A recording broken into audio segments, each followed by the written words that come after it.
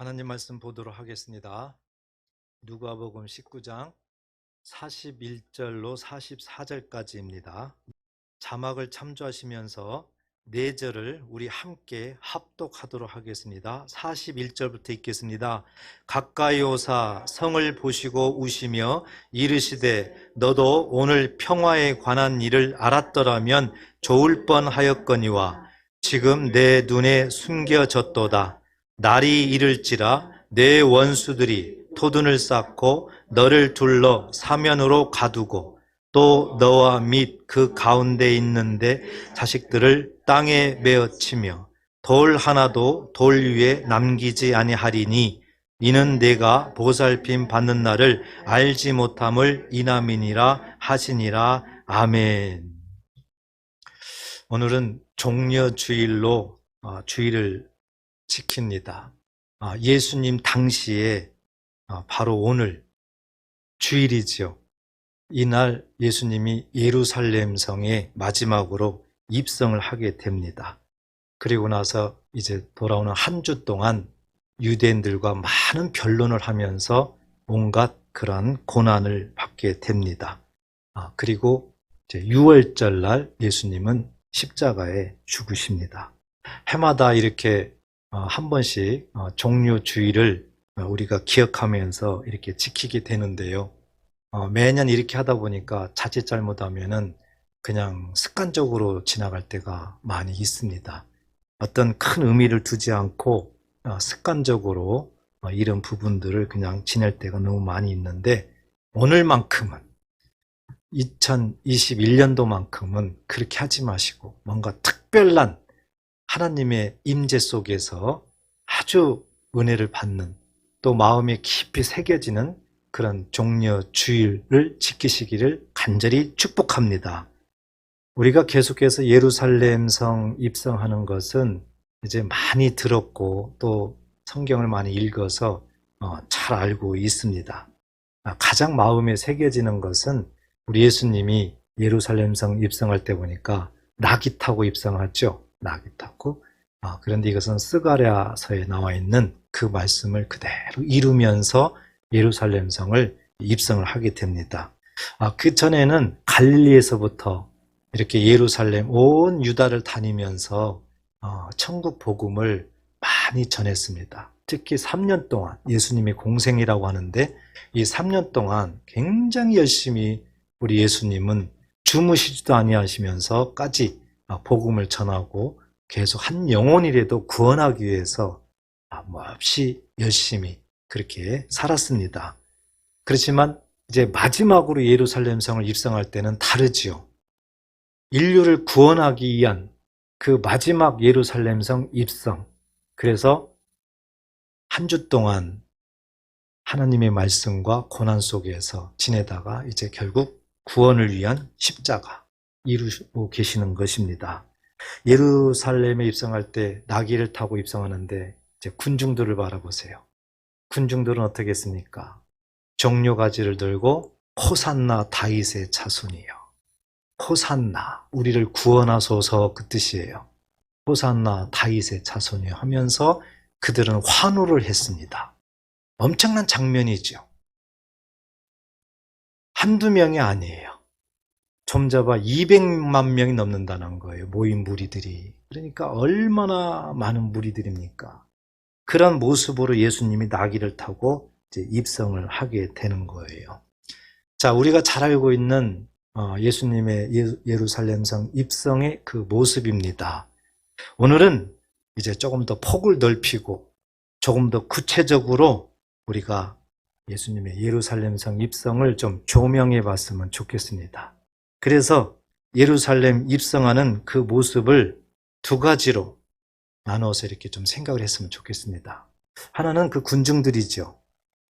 예수님이 나귀 타고 입성할 때 그 군중들은 호산나 다윗의 자손이여 하고 찬양을 했습니다. 환호했습니다. 여러분, 이 모습은 어떻게 생각하세요? 그들의 마음은 어떠실 것 같던가요? 무리들 중에는 세 무리로 또 나눠져요. 한 무리는 예수님 입성하는 자체를 너무 싫어합니다. 주로 누구일 것 같아요? 지도자들이에요. 종교 지도자들. 그들은 너무 싫어했습니다. 그리고 또 한 무리는 누굴까요? 정말 예수님에 대해서 아는 사람들이에요. 예수님이 무엇하러 이 땅에 오셨는가도 아는 사람들이에요. 그 사람들은 정말 예수님을 진심으로 영접하면서 환호, 구원에 대한 그 기쁨을 그들은 맞이했던 겁니다. 또 한 무리는 뭘까요? 대부분 여기에 속해요. 세 번째. 대부분 무리가 여기에 속하는데 이들은 왜 예수님을 환호할까요? 그들은 정말 예수님이 이 땅에 오신 그 뜻은 잘 모릅니다. 단지 무엇이냐? 그 당시에 로마의 속국, 유대인들이 로마의 지배를 받고 있는 때입니다. 그래서 하루빨리 로마로부터 좀 벗어나고 싶다. 우리나라 일제 때를 생각하시면 됩니다. 로마로부터 좀 벗어나고 싶다. 누군가가 이 일을 좀 했으면 좋겠다. 엄청난 힘을 가진 누군가가 등장해서 우리 유대 나라를 구했으면 좋겠다. 이거예요. 그런데 그렇게 지목된 대상이 예수님이었어요. 예수님이 평소에 귀신도 쫓아내고 기적도 일으키고 그러니까 예수님에 대해서 다 주목을 했던 겁니다. 그래서 예수님에 대해서 환호하고 찬양을 하고 있지만 그들의 마음속에는 진정한 예수님이 왜 입성하는지, 예수님이 왜 무엇 때문에 저렇게 하는지를 잘 모르고 단지 저 힘 있는 예수가 와서 로마를 무찌르고 로마로부터 해방시켜준다. 마치 다윗과 같은 능력의 사람을 그들은 생각했던 겁니다. 그래서 예수님을 환호하면서 찬양을 했던 거예요. 자, 이렇게 똑같은 무리임에도 불구하고 세 종류의 무리들이 그 속에는 다 있는 거예요. 똑같은 걸 두고 이렇게 사람마다 다 생각이 달라요. 그때뿐이겠습니까? 오늘날도 마찬가지잖아요. 어떤 똑같은 일을 두고 생각이 다 나눠집니다. 다 자기 생각이 옳은 거죠. 자기 생각이 틀렸다고 하는 사람은 별로 없어요. 자기가 주장하는 것이 다 옳은 거예요. 그러다 보니까 다 나눠지는 거예요. 똑같은데. 그렇다면 예수님은 어떨까요? 예수님의 생각은 어떨까요? 저들의 생각과 일치할까요? 오늘 본문에서 우리들에게 가르쳐주고 있죠. 41절에 보면 가까이 오사 성을 보시고 그랬습니다. 예루살렘 성에 근접했습니다. 예수님이 예루살렘 성을 입성하는 그 중간에 이제 거의 근접했을 때를 얘기합니다. 가까이 오사 성을 바라보십니다. 그리고 우시는 거예요. 눈물을 흘리시는 겁니다.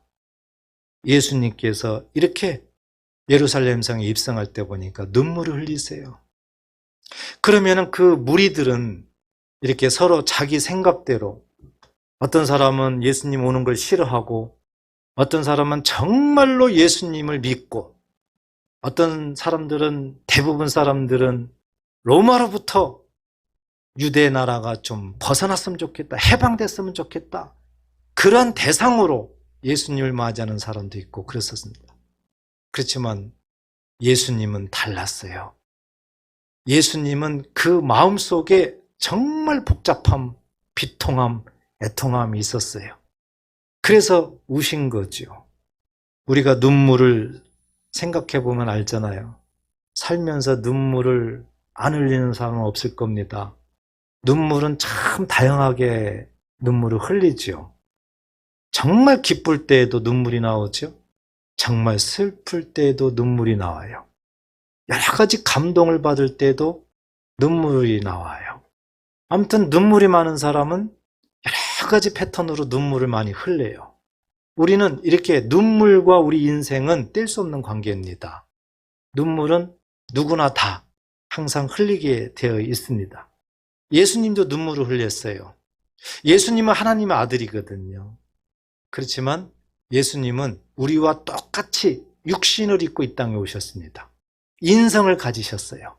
우리와 똑같은 감정을 갖고 있어요. 그렇기 때문에 눈물을 흘릴 수밖에 없습니다. 이 세상에 있을 때는.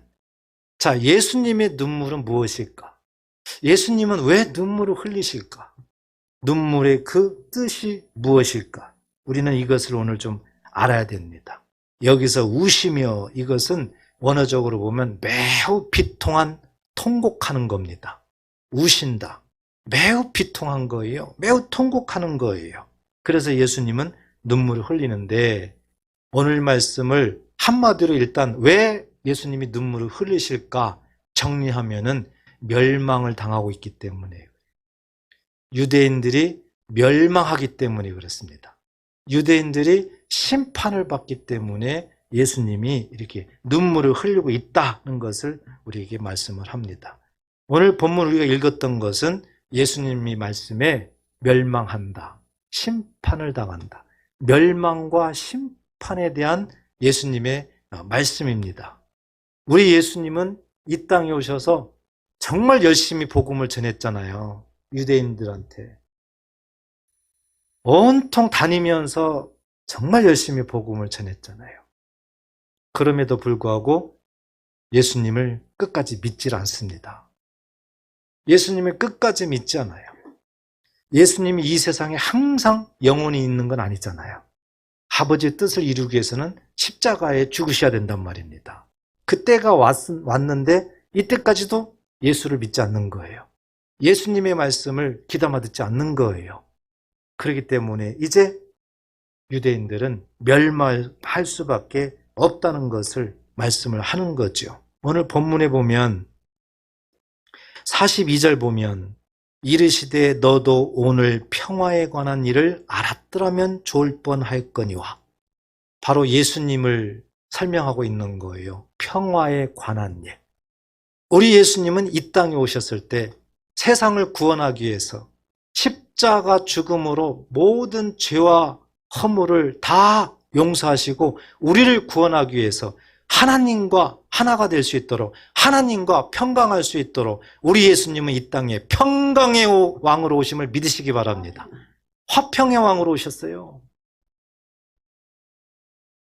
평화에 관한 것을 알았더라면 예수님이 이 땅에 오셔서 십자가 죽음으로 우리를 평강으로 하나님과 화통할 수 있도록 그렇게 하려고 했는데 그 사실을 믿질 않아요. 내 눈에 숨겨졌도다. 깨닫질 못한다는 거죠. 자, 그리고 44절 마지막 부분 보세요. 44절 마지막 부분 보면 내가 보살핌을 받는 날을 알지 못함을 인함이니라. 또 거듭 말씀을 하는 겁니다. 보살핌을 받는 날, 권고의 날이에요. 권고의 날. 우리 예수를 믿음으로 말미암아 우리가 구원받는 이 자체를 깨닫지 못해요. 알지 못해요. 이렇게 끝까지 예수님을 믿지 못하는 이 상황 속에서 이제 예수님으로부터 멸망을 당할 거다는 그런 소리를 듣는 겁니다. 이것이 유대인들의 그런 모습이에요. 원래 유대인들은 누굽니까? 선민이잖아요. 하나님께서 인류를 구원하시기 위해서 최초로 택한 하나님의 백성입니다. 일방적으로 하나님이 택하신 거예요. 왜 하필 이 나라를 택했을까요?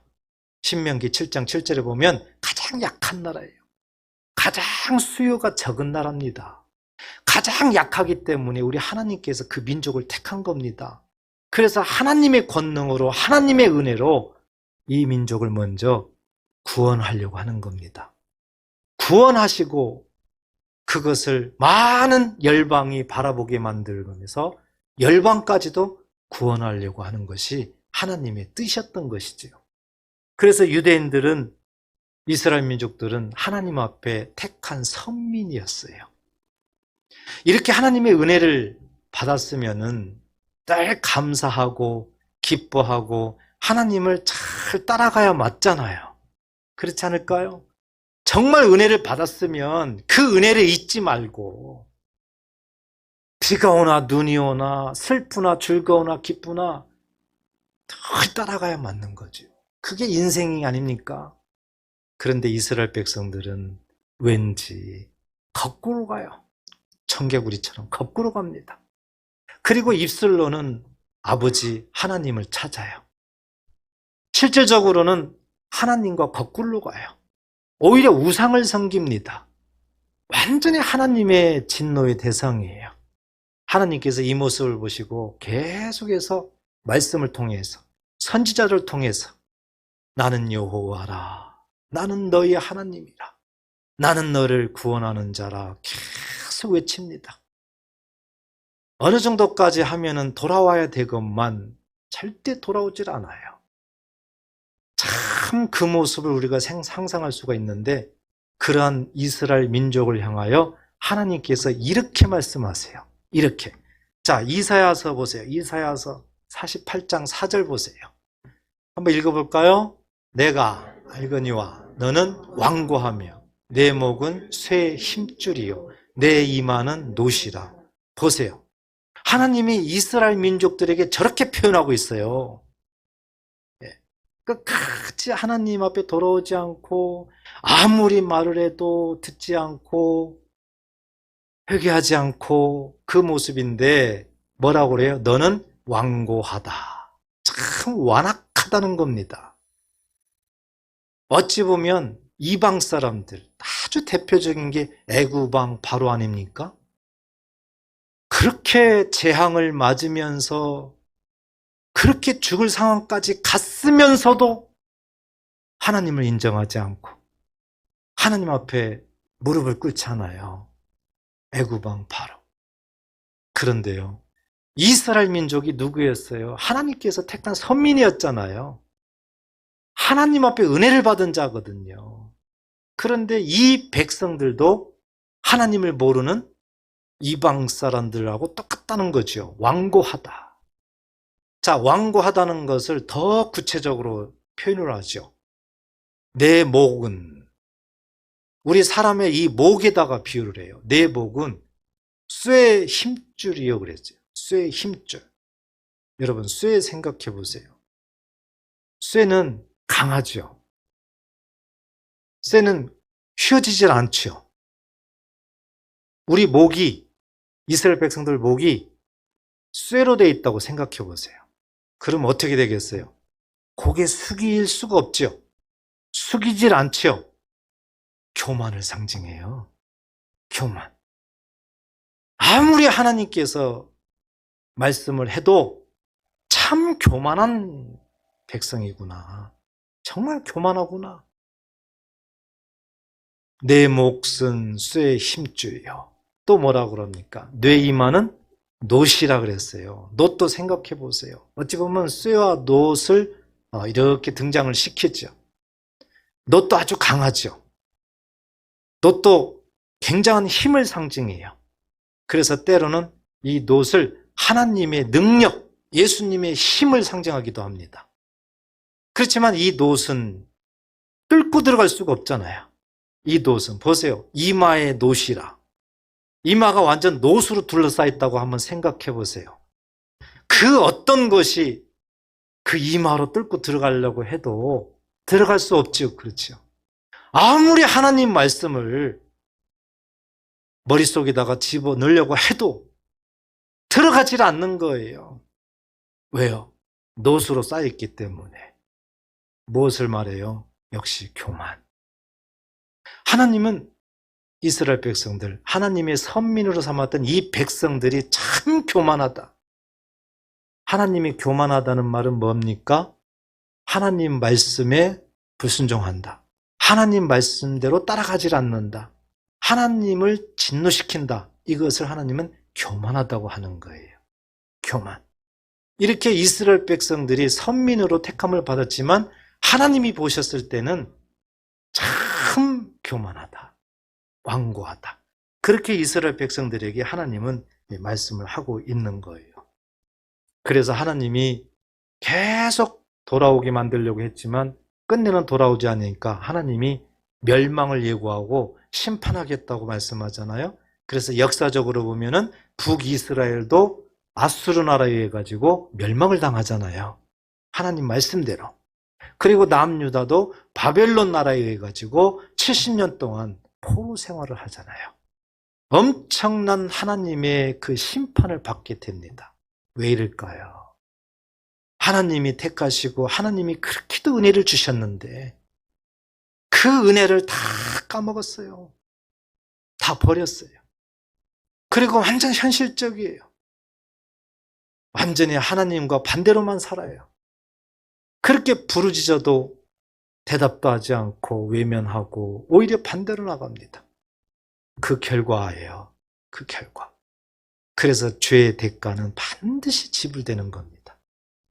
아무리 하나님 앞에 택함 받은 백성이라 할지라도요, 하나님 뜻대로 말씀대로 순종하지 아니하면은, 끝까지 돌아오지 아니하면은 반드시 대가를 받는다는 것을 우리에게 말씀을 하고 있는 것입니다. 그렇지만 하나님은 창세전부터 구원하시기 위해서 약속을 하셨어요. 그렇기 때문에 이스라엘 백성들이 아무리 그럴지라도 하나님은 포기하지 않습니다. 그래서 이스라엘 백성들뿐만 아니라 온 인류를 구원하시기 위해서 이제는 예수님을 땅에 보내시는 거예요. 그래서 예수님이 오셔서 열심히 동일하게 천국 복음을 전합니다. 유대인들에게요, 이스라엘 백성들에게요. 정말 열심히 전해요. 그런데 그렇게 시간이 오래 흘렀어요. 그렇게 몇 천년 시간이 지납니다.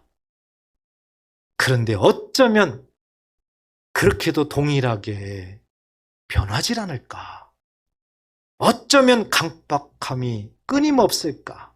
어쩌면 그렇게 교만함이 끊임없을까? 예수님이 누굽니까? 하나님으로 이 땅에 오셨잖아요. 예수님이 직접 복음을 전하는데도 소수만 제외하고는 나머지는 전부 다 예수를 믿지 않고 오히려 대적하고 낭떠러지로 예수님을 밀쳐서 죽이려고 하고 엄청난 완고한 모습, 하나님의 진노의 모습을 그들은 보입니다. 그래서 예수님이 한탄하죠. 그래서 예수님이 과거를 추억시키려고 이런 말씀을 하세요. 누가복음 13장을 보세요. 34절 읽어보겠습니다. 예루살렘아 예루살렘아 선지자들을 죽이고 내게 파송된 자들을 돌로 치는 자여, 암탉이 제 새끼를 날개 아래 모음같이 내가 너희의 자녀를 모으려 한 일이 몇 번이냐? 그러나 너희가 원하지 아니하였도다. 과거를 추억시키시면서 이스라엘 백성들에게 많은 선지자들을 통해 가지고 그들을 계속해서 돌아와라, 돌아와라. 아주 쉽게 설명하잖아요. 암탉이 새끼들을 다 품 안에 모으잖아요. 그래서 보호하고 먹이도 주고 그러잖아요. 그와 같은 아주 쉬운 비유를 들면서 하나님께서 하나님이 택한 백성들에게 그렇게 한 것이 몇 번이냐? 수없이 했다는 겁니다. 수없이. 그럼에도 불구하고 너희들이 원치 아니한다. 너희들이 나를 알지 못하고 끝까지 견고하게 하나님을 대적하는 그 절에 있구나. 예수님의 그 한탄하는 모습이 얼마나 예수님께서 마음에 비통하시느냐고. 예수님이 이렇게 말한 대상은 이방인이 아니었다니까요. 하나님이 택한 선민이었어요. 하나님이 가장 사랑한다는 그런 백성들이었다니까요. 여주음으로 보면은 예수를 믿는 자들한테 말한 겁니다. 이방인들은 당연히 예수를 안 믿기 때문에 저주를 받아야 되고 멸망을 당해야 되죠. 그렇지만 예수를 믿는다는 사람들한테 이렇게 말을 하고 있는 거예요. 우리가 만약에 그 당시로 되돌아간다고 한다면 우리에게도 이런 소리를 할 수가 있는 거고 우리도 이 소리를 들어야 될 수가 있는 거예요. 그렇기 때문에 정말 우리가 오늘 이 시간 예수님이 예루살렘 성을 입성하는 그 상황 속에서 눈물을 흘리시더라. 이 상황은 굉장히 우리가 마음을 조아리면서 회개하는 마음으로 오늘 말씀을 깨달아야 될 줄 믿습니다. 우리 예수님은 포기하지 않으세요. 그렇지만 끝까지 죽는 날까지 계속해서 말씀을 전하세요. 가장 예수님 때 예수님을 대적한 자들이 종교 지도자들이라고 그랬잖아요. 서기관들, 바리새인들, 그들은요 하나님 앞에 선민이다 얼마나 자랑하는지 몰라요. 그리고 내가 율법을 최고 잘 알아요. 구약성경을 최고 잘 알아요. 얼마나 자랑하는지 몰라요. 그리고 사람들 앞에서는 내가 하나님을 잘 믿는다. 굉장히 경건한 것처럼 해요. 굉장히 거룩한 것처럼 합니다. 요즘으로 말하면은 안녕하세요 그러면은 예 하고 이렇게 아주 점잖고 거룩한 척한단 말이죠. 그런데 우리 예수님은 속일 수 없잖아요. 예수님은 그들의 마음까지도 꿰뚫어 보는 분이에요. 예수님은 하나님이시기 때문에 중심을 보시는 분이에요. 그래서 종교 지도자들에게 특히 이렇게 말을 하죠. 마태복음 23장을 보겠습니다. 27절, 28절을 한번 읽어보겠습니다. 시작.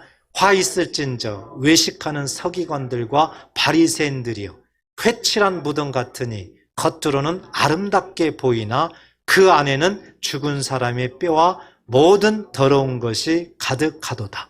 이와 같이 너희도 겉으로는 사람에게 옳게 보이되 안으로는 외식과 불법이 가득하도다. 예수님이 그 당시에 종교 지도자들을 비롯해서 유대인들에게 이렇게 말씀하는 거예요.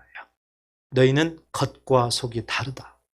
겉으로는 굉장히 거룩한 척한다. 하나님을 잘 믿는 척한다. 경건한 척한다. 그렇지만 그 속을 들여다보면은 불법, 썩었다. 악취가 난다.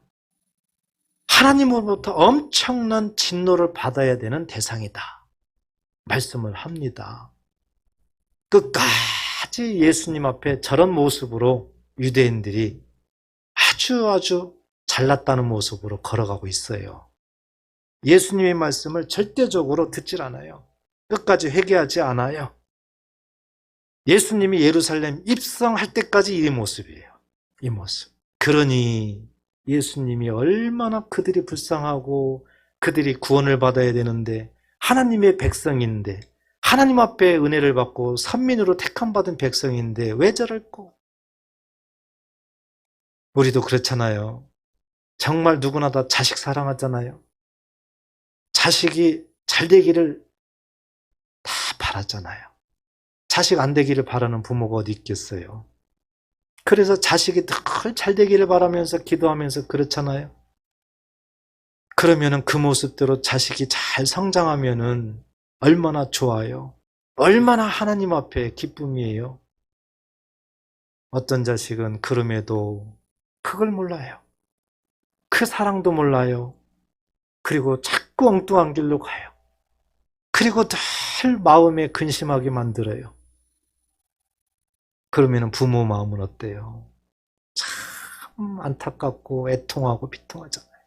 조금만 잘하면 될 텐데, 조금만 참고 잘 나가면 될 텐데 왜 저렇게 강팍하게 안 되나? 그것은 알고 보면 부모의 사랑이지요. 알고 보면 예수님의 사랑의 표시입니다. 예수님의 그 눈물은 알고 보면 사랑의 눈물이에요. 그렇게도 구원받기를 원하는 그 마음. 그런데 그게 안 되는 거거든요. 그래서 그렇게 눈물을 흘리는 거예요. 마지막으로 끝까지 돌아오지 않으면 멸망을 당한다. 이렇게 예수님은 눈물을 흘리면서 예루살렘 성을 바라보면서 선포를 하는 거예요. 자, 43절 보세요. 본문 43절.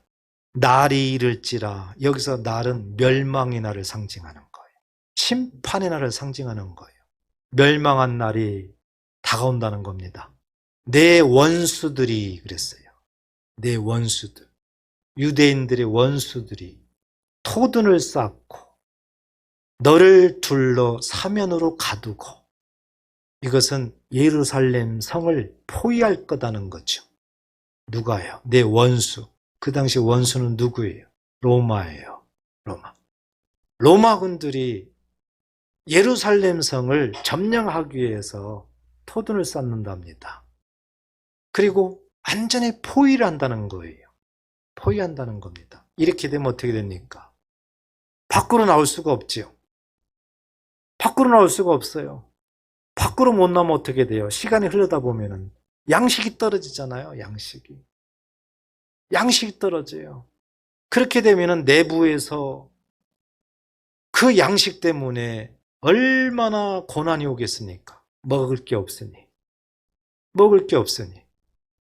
밖으로 나가면 바로 죽잖아요. 로마군에 의해 가지고.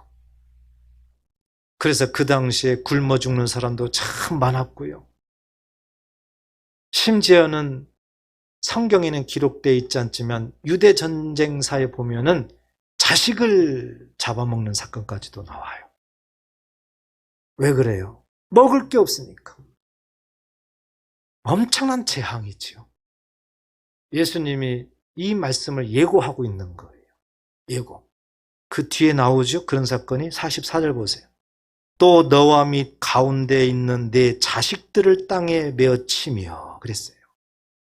이렇게 가족들이 엄청난 환난을 당하면서 죽음을 당하는 거예요.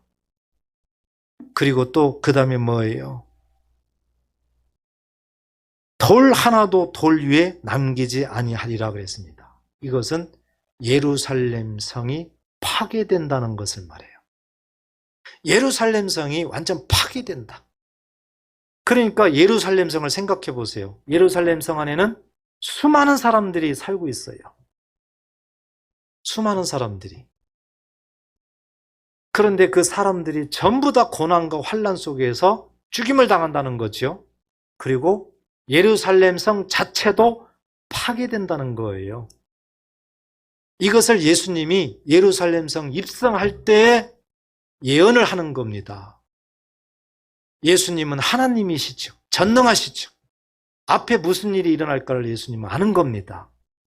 그 멸망할 것이 눈에 보이니까 눈물을 흘리는 거예요. 예수님을 믿었더라면 참 좋았을걸. 예수님을 믿었더라면 구원을 받았을 텐데 어찌 저렇게 마음이 강박해서 결국 멸망하는고. 이게 예수님의 눈물과 예수님의 예언이었어요. 그런데요, 이렇게 예수님 말씀대로 예수님이 십자가에 돌아가신 후에 약 37년 후죠. AD 70년경이에요. 로마 장군 디투스에 의해 가지고 그대로 된 겁니다. 그대로. 그래서 예루살렘 성이 포위를 당하게 되고요. 오랫동안 포위를 하다 보니까 밖으로 나갈 수가 없으니까 그 안에서 심지어는 자식을 잡아먹어야 되는 엄청난 비극까지 일어나면서요. 로마군에 의해 가지고 역사를 보면은 점잡아 110만 명이 살인을 당하는 거예요. 학살을 당하는 겁니다. 그리고 완전히 예루살렘 성이 무너져 버리는 거예요. 예수님이 하신 말씀대로 이루어진 겁니다. 왜 이런 현상이 일어나요? 그렇게도 하나님을 알게 했고 하나님 앞에 돌아오게 했고 끝까지 이렇게 했는데 돌아오지 아니하니까 하나님께서 예루살렘을 버리는 거예요. 이스라엘 민족들을 버리는 겁니다. 결국 하나님을 떠난 그 대가를 하나님께서는 이렇게 혹독하게 치르게 만든다는 거죠. 여러분, 하나님을 믿고 하나님이 택했다고 해가지고 안전지대냐? 아닙니다. 정말 하나님을 잘 믿고 하나님을 잘 따라가면은 정말 안전지대 맞아요. 그렇지만 하나님을 믿는다는 것은 형식적인 거고 모든 삶을 바라보게 되면은 하나님과는 상관없는 삶이에요. 그런 삶을 살게 되면 반드시 하나님은 1차적으로 계속 말씀을 통해서 알게 하세요. 선지자를 통해 가지고 이스라엘 백성들을 자꾸 알게 하는 것처럼 알게 하세요. 그래도 돌아오지 않으면은 더 강하게 말씀하세요. 더 강하게. 계속 이쪽에 가도 이 말씀이 들리고 저쪽에 가도 그런 말씀이 들려요. 계속 같은 맥락의 말씀이 계속 들려오는 겁니다. 그래도 돌아오지 않냐면 하나님은 이제 행동을 취하세요. 행동. 직접적으로 고난을 겪게 만드세요. 그래도 돌아오지 않냐면 오늘 예루살렘 성이 멸망할 거라는 것처럼 하나님께서 혹독한, 견디지 못하는 어떤 그런 환난 속으로 집어넣으세요. 이렇게 되면은 목숨이 살아있으나 살아있는 게 아닙니다. 하나님을 믿으나 믿는 것도 아니에요. 일생 동안 그런 모습으로 삶을 살 수밖에 없어요. 우리가 예수 믿는다고 해서 안전지대가 아니라니까요. 내가 예수를 어떻게 믿느냐가 중요한 겁니다. 아무리 겉으로 예수 믿는다고 해야 아무 소용없다니까요. 우리는 잘 적용해야 됩니다. 왜 예수를 믿는데 맨날 내 모습은 이래? 왜 우리 가정은 하루도 편할 날이 없지? 맨날 환난 중이지? 이것을요, 그냥 쉽게 생각하지 마시고 다른 사람한테 자꾸 찾지 마시고 나한테 찾아야 됩니다. 나한테. 내가 정말 예수를 제대로 믿고 있나? 오늘 이스라엘 백성들을 통해서 조명해 주듯이 내 자신을 바라봐야 돼요. 그리고 냉정하게 문제가 딱 체크가 되면은 돌아서야 됩니다. 그때가 기회예요. 그때가. 그게 지나가 버리면 더 이제 눈덩이처럼 커져요. 더. 그래서 오늘 말씀은 그 당시뿐만 아니라 저와 여러분들에게 주시는 말씀이에요. 꼭 삶 속에서 적용해서 도리어 하나님 안에서 신앙생활을 잘하면서 하나님의 보호하심과 하나님의 인도함 속에서 은혜를 받고 누리는 삶을 사시기를 축복합니다. 오늘 말씀에서 또 하나 중요한 것은 영적인 의미를 우리에게 설명을 하고 있어요. 오늘 말씀을 통해서 영적인 말씀을 우리에게 설명을 해주고 있어요. 그게 무엇일까? 예루살렘 성에 입성하고 있죠. 예루살렘. 이 예루살렘은 오늘날 우리에게는 새 예루살렘이에요. 새 예루살렘이란 무엇이냐? 새 하늘과 새 땅이에요. 새 하늘과 새 땅은 무엇이냐? 하나님 나라를 상징해요. 천국을 상징한단 말이에요. 자, 예수님이 예루살렘 성을 입성한 거죠. 그런데 예수님이 새 예루살렘을 성을 입성한다는 얘기는 천국으로 입성한다는 얘기죠. 예수 믿는 자들에게 천국 하나님 나라에 입성하는 예표입니다. 예수님이 예루살렘 성에 입성하고 있는 그 모습은 저와 여러분들이 나중에 주님 재림할 때 천국에 새 예루살렘에 입성한다는 예표예요. 소망을 주는 겁니다. 이것을 이루기 위해서 예수님이 예루살렘 입성 후에 고난받고 십자가에 죽는 거예요. 우리가 새 예루살렘 성에 입성할 수 있도록 죄를 없애서 입성하는데 어려움이 없도록 문제가 없도록 예수님이 십자가에 죽는 겁니다. 새 예루살렘 입성하는 거예요. 그렇기 때문에 우리가 정말 예수님을 믿는다면은 우리는 누구나 다 새 예루살렘 성에 입성할 수 있는 자격을 갖춘 하나님의 사람들임을 꼭 믿으시기를 축복합니다. 마치 이스라엘 백성들이 하나님이 구약 성경에 서민으로 택해서 백성으로 삼아서 하나님이 은혜를 주시면서 인도하시잖아요. 그와 같은 모습이에요. 예수 믿는 자들은 하나님의 자녀가 다시 회복되었고 하나님의 은혜 가운데 하나님과 동행하면서 살 수 있도록 그렇게 하나님께서 은혜를 베풀어 주시고 나중에는 천국에 입성할 수 있도록 하나님께서 그렇게 다 해놓으신 거죠. 이스라엘 백성들처럼요. 오늘날 우리들도. 그런데 문제는 이스라엘 백성들이 그렇게 쭉 잘 따라갔으면 얼마나 좋아요. 이스라엘 백성들이 따라가지 못하고 결국에는 멸망을 당하게 됐고요. 나중에 계시록에 보면은 간신히 예수 믿는 자들만 이스라엘 백성들 중에서 예수 믿는 자들만 그래도 하나님께서 구원하세요. 그 외에는 다 멸망당합니다. 지옥에 가요, 다. 이스라엘 백성들. 그래서 하나님은 이제 예수님 십자가 죽음 이후에는 모든 촛대를 이방인들에게 옮기는 거예요. 그래서 이방인들이 이스라엘 백성들처럼 택함을 받게 되는 거고, 이방인들에게 하나님께서 예수님을 믿게 하고 예수님께서 미리 준비한 모든 것들을 하나하나 이루어 가시면서 삶을 인도해 가는 거예요.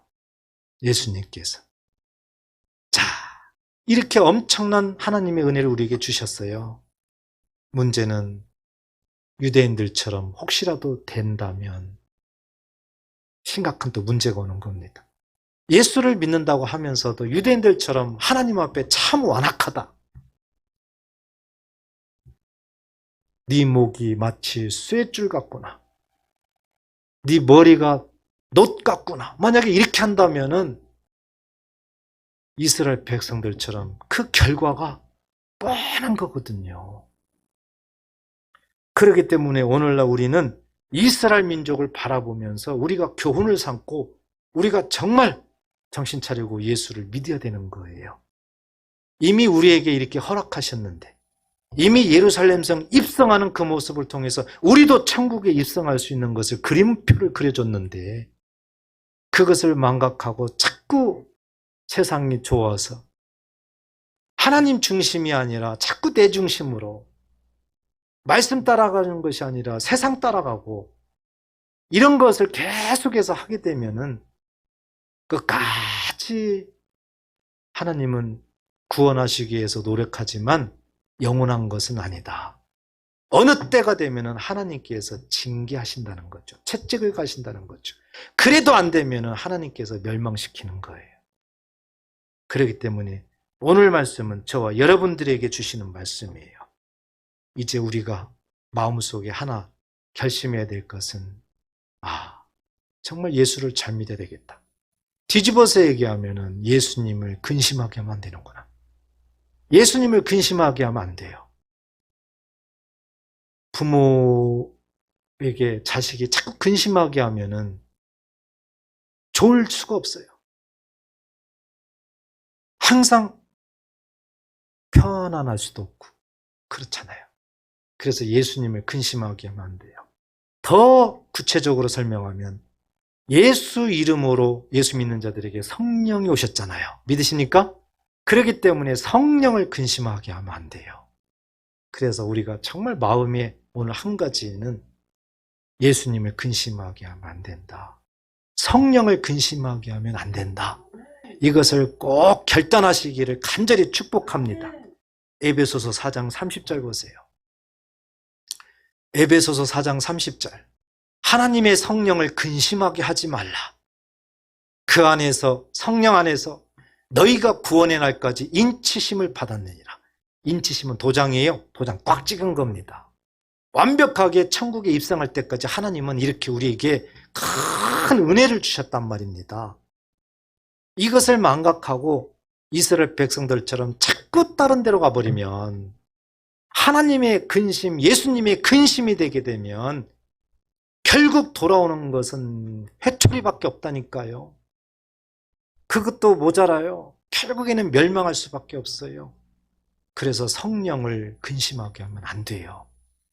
성령을 받았으면 성령의 기쁨이 돼야 돼요. 성령 안에서 기쁨이 되려면 어떻게 해야 돼요? 간단해요. 말씀대로 따라가면 됩니다. 하나님 말씀대로 시키는 대로 따라가면 돼요. 순종하면 돼요. 그런데 그렇게도 그게 왜 안 될까요? 그게 아주 질겨요. 왜 안 되냐고요? 왜? 죽어요, 살아요? 그렇게 되면 죽어요. 여러분, 정말 성령을 근심하게 하면 안 돼요. 우리는 생각을 바꾸세요. 도리어 180도 돌아서세요. 그리고 정말 예수님과 동행하는 나다 선포하세요. 그리고 나는 예수님이 십자가에 죽을 때 나도 죽었다. 로마서 6장이 나오잖아요.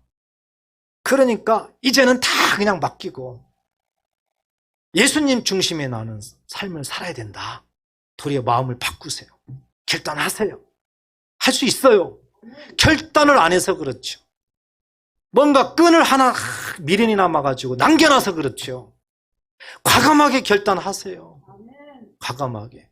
그러면 할 수 있다니까요. 무슨 정이 많아가지고 그걸 남겨놔요, 왜? 그것 때문에 계속 그게 연결되는 거라니까요. 그게. 과감해야 됩니다. 그래서 모든 걸 주께 맡기고 온전히 주님과 동행하는 그런 삶을 살아야 되겠다. 꼭 결단하는 저와 여러분 되시기를 축복합니다. 오늘 말씀을 정리하면서 이제 성경 말씀 하나를 우리가 잘 적용을 이제 하세요. 결단했으면 이제 적용을 하면 좋을 것 같아요. 자, 에베소서 5장 2절 말씀을 적용하도록 하겠습니다. 같이 한번 읽어볼까요? 그리스도께서 너희를 사랑하신 것 같이 너희도 사랑한 가운데서 행하라. 그는 우리를 위하여 자신을 버리사 향기로운 제물로 희생제물고 하나님께 드리셨느니라. 아멘. 보세요. 그리스도께서 예수님께서 너희를 사랑하신 것 같이, 너희는 복수죠? 단수 나로 한번 바꿔보세요. 나를 사랑하신 것 같이 그랬죠. 나를 사랑하신 것 같이 너희도 나도 사랑 가운데에서 행하라 그랬습니다. 바로 이 부분이에요. 사랑 가운데에서 행하라. 자, 이 부분을 한번 조금 더 구체적으로 생각해 보세요. 사랑을 생각해 보세요. 요한일서 4장 16절에 보면 하나님은 사랑이시라 그랬어요. 하나님은 사랑이시라. 그러면 사랑 대신에 하나님을 집어넣으세요. 그럼 어떻게 되는 거예요? 너희도 하나님 가운데에서 행하라 이렇게 되는 거죠. 자, 또 생각해 보세요. 하나님은 이 땅에 육신을 입고 오셨어요. 그분이 누구세요? 예수님이시죠. 그러니까 하나님을 예수님으로 바꿔보세요. 그럼 어떻게 되는 거예요? 너희도 예수 가운데서 행하라. 이렇게 되는 거죠. 자, 또 한번 생각해 보세요. 예수님. 요한복음 1장 14절에 보면 말씀이 육신이 되어 우리 가운데 거하시매 그랬습니다. 말씀이 육신이 되어서 우리 가운데 거하신다. 그러면 그분이 누구세요? 그분 예수님이시죠. 말씀이 육신이 되어 이 땅에 오신 분이 예수님이시죠. 그러니까 이제 예수님 대신에 말씀을 넣어보세요. 그러면 너희도 말씀 가운데에서 행하라 그랬죠. 이렇게 되죠? 말씀 가운데. 또 하나 해보세요. 예수님이 십자가에 죽으시고 믿는 자들에게 성령을 주세요. 요한복음 14장 26절에 보면은 내 이름으로 보내실 성령 그랬습니다. 예수님 말씀에. 그렇다면 예수님이 이 땅에 어떻게 오신다는 거예요? 성령으로 오신다. 다시 얘기해서 성령은 예수 이름으로 오신다는 뜻입니다. 그렇다면 예수님을 다시 한번 바꿔보세요. 그러면 성령 가운데에서 행하라 이렇게 되는 거죠. 이것을 완전히 다 분석을 해보니까 동일했어요. 하나님 가운데서 행하라. 예수님 가운데서 행하라. 성령 가운데서 행하라. 말씀 가운데서 행하라. 행하라, 행하라, 행하라. 오늘날 신앙생활에서 가장 딱 걸려있는 데가 바로 여기거든요. 많은 사람들이 성경은 많이 알아요. 성경은요. 그 암만큼 삶 속에서 하나님의 은혜를 누리면서 살아야 되는데 아니잖아요. 왜 그래요? 행함에 문제가 생긴 거예요. 행함에. 야고보서 2장 20절에 보면은 행함이 없는 믿음은 헛것인 줄 모르느냐? 행함에 문제가 있다는 거죠. 그러면서 귀신도 하나님을 믿고 떠느니라. 귀신만 또 못하다는 겁니다. 성경은 우리에게 이렇게 말씀하고 있어요. 그렇기 때문에 우리가 이제 정말 적용해야 되는 것은 행하는 것이죠. 왜 이렇게 행하라고 강조하느냐? 에베소서 5장 그 뒤에 보니까 그는 예수는 우리를 위하여 자신을 버렸다.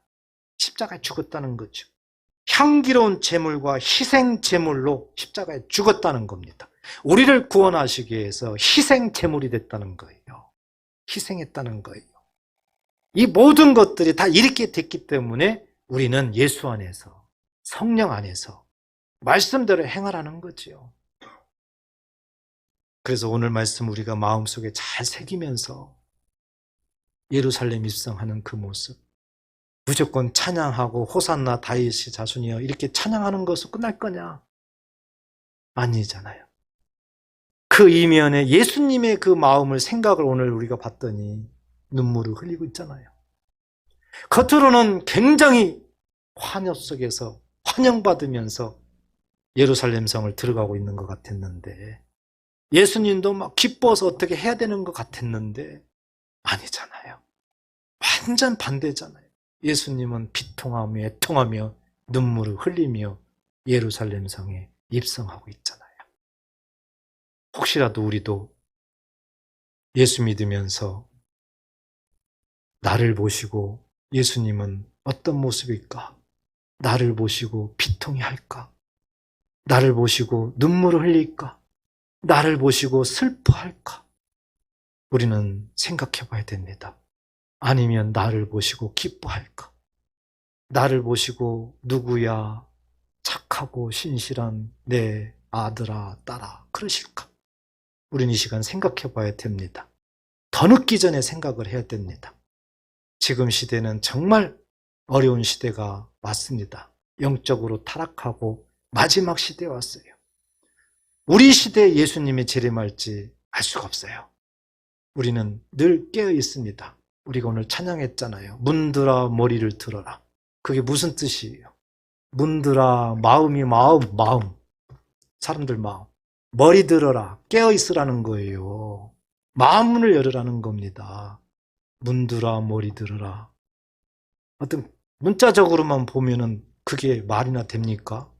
문이 뭐 발이 달렸어요. 뭐 알아들어요. 알고 우리가 찬양을 해야 돼요.